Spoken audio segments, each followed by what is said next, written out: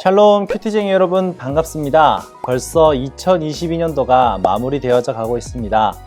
여러분이 새해 다짐했던 결심들은 잘 지켜져 가고 있나요? 그 안에 분명 하나님과 더욱 깊어지고자 하는 별다른 내용들이 있었을 것이라 생각됩니다. 어떤가요? 하나님과의 관계가 많이 깊어졌나요? 한 해를 마무리하는 시점에서 하나님과 나의 관계를 되돌아보고 지금보다 더욱더 가까워져 주님과 연합을 이뤄가는 큐티쟁이 여러분들이 되시기를 바랍니다. 그럼 이제 11월 큐티 세미나를 시작하겠습니다.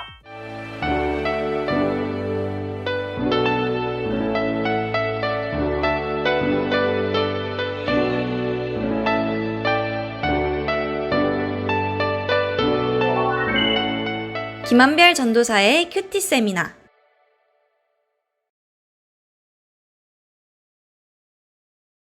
창세기의 마지막 파트는 요셉의 이야기로 마무리가 지어집니다. 갖은 고생 끝에 이집트의 총리가 된 요셉은 자신이 겪은 모든 일이 가족을 살리시기 위한 하나님의 계획이셨음을 깨닫게 되었죠. 그렇기에 요셉은 총리라는 높은 자리에 있어도 교만해지지 않고 최선을 다했습니다.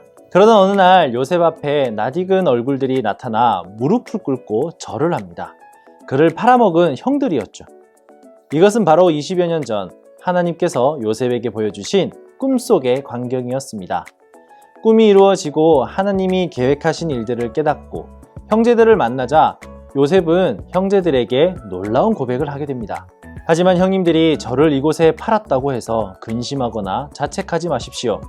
이는 하나님께서 생명을 구하시려고 저를 형님들보다 먼저 여기로 보내신 것이기 때문입니다. 이 땅에서 형님들의 자손을 보존하시고 큰 구원을 베푸셔서 형님들의 목숨을 살리시려고 하나님께서 미리 저를 보내신 것입니다. 그러므로 저를 여기에 보내신 분은 형님들이 아니라 하나님이십니다. 하나님께서 저를 바로의 아버지와 그의 온 집의 주인과 이집트 온 땅의 통치자로 삼으셨습니다. 요셉의 고백이 우리의 고백이 되기를 소망합니다.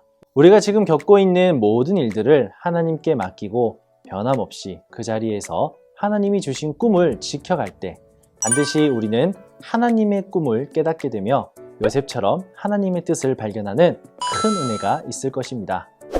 이스라엘의 12지파라는 말을 들어본 적 있나요? 이스라엘은 모두 12개의 집단으로 나뉘어져 있습니다. 쉽게 말하면 12개의 부족 정도로 표현할 수 있겠네요. 지난달에 큐티하면서 야곱의 이름이 이스라엘로 바뀌었던 것을 기억하시나요? 거기서부터 이스라엘 민족의 역사가 시작되어집니다. 그리고 이스라엘의 12아들의 이름으로 이스라엘의 12지파가 형성되었습니다. 이번 달에 묵상할 창세기 49장에 보면 야곱이 12아들에게 예언하며 축복하는 장면이 있는데요. 훗날 12명의 아들들은 각각 12지파가 되어 아버지가 한 축복과 예언대로 살아가는 사람들이 되었습니다. 그런데 요셉 지파는 들어본 적이 없죠? 요셉 지파가 없는 이유는 야곱이 죽기 전에 에브라임과 므낫세는 루벤과 시므온처럼 내 아들이 될 것이다 라고 입양 선언을 했었기 때문이죠.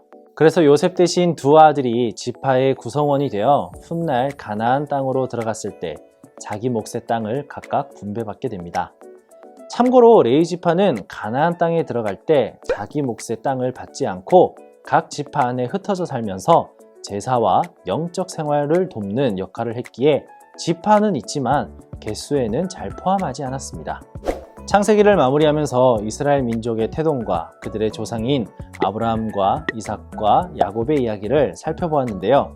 비록 이들은 연약한 인간들 중 하나였지만 하나님께서 그들과 약속하시고 그들의 삶을 인도해 주심으로 그들은 이스라엘 민족이라는 한 민족의 조상이 됨과 동시에 복의 조상들이 되었습니다.